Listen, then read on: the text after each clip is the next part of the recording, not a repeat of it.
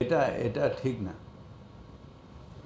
যে জঙ্গি সে মাদ্রাসাতেও থাকতে পারে, ঘরের কোণাতেও থাকতে পারে, আন্ডারগ্রাউন্ডেও থাকতে পারে। যে জঙ্গি তাকে ইন্টেলিজেন্স রিপোর্ট যেগুলো আসে, পুলিশ তার নিজেদের মধ্যে সমন্বয় করে বিভিন্ন জায়গার, আমাদের এখানকার কোনো রিপোর্ট আমরা পাঠাই, ওখান দিয়ে আসে, এটার সমন্বয়। সেই সমন্বয় বেসিসে যেখানে যখন খবর পাওয়া যায় তখন সেখান দিয়ে সেই জঙ্গিকে উদ্ধার করা হয়।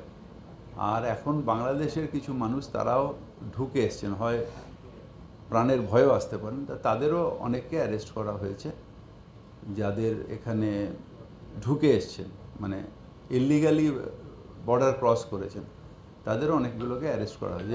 আমি আপনাদেরকে মিডিয়াতেই পেলাম খবর। না, আমরা দেশের সিকিউরিটিটা আমাদের কাছে সব থেকে ইম্পর্টেন্ট, এবং মমতা ব্যানার্জি বারবার এই মিটিংয়ে বলেছেন যে এটার মধ্যে জিরো টলারেন্স।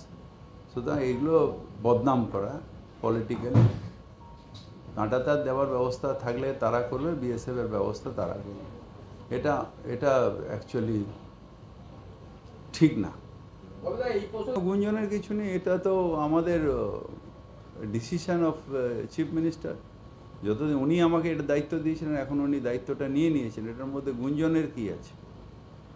গুঞ্জনেরও কিছু নেই, এটা আমাদের ক্যাবিনেটেই এসছে, ওটা উনি নিয়েছেন, কোনো কারণে নিশ্চয়ই নিয়েছেন। এটা কি করে? সবটাই হলো পারের আন্ডারে, আমাদের যে ডিপার্টমেন্ট দেয় ট্রান্সফার সবটাই পারের আন্ডারে, সিএমের আন্ডারে। সিএম সেটা নিয়েছেন, এবার সিএম কী করবেন আমি কি করে জানি? সিএমই দিয়েছেন, সব ডিপার্টমেন্ট, আমার যে মন্ত্রিসভা আছে তো সিএমই দিয়েছে, মেয়র সিএমই ঠিক করেছে, তো যে দেবে সেই নেবে। আপনাকে কি দলের মানে গুরুত্বপূর্ণ কাজে আরো বেশি করে ব্যবহার করার জন্য কি আপনার মাথা থেকে?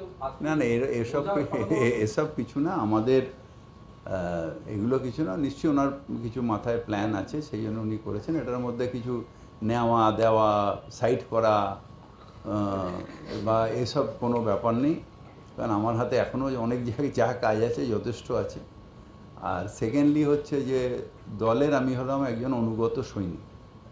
দল যে কাজটাই আমায় দেবে, বিশেষ করে আমার নেত্রী মমতা ব্যানার্জি যে কাজটাই দেবে, সেই কাজটা আমি মাথা পেতে নেব।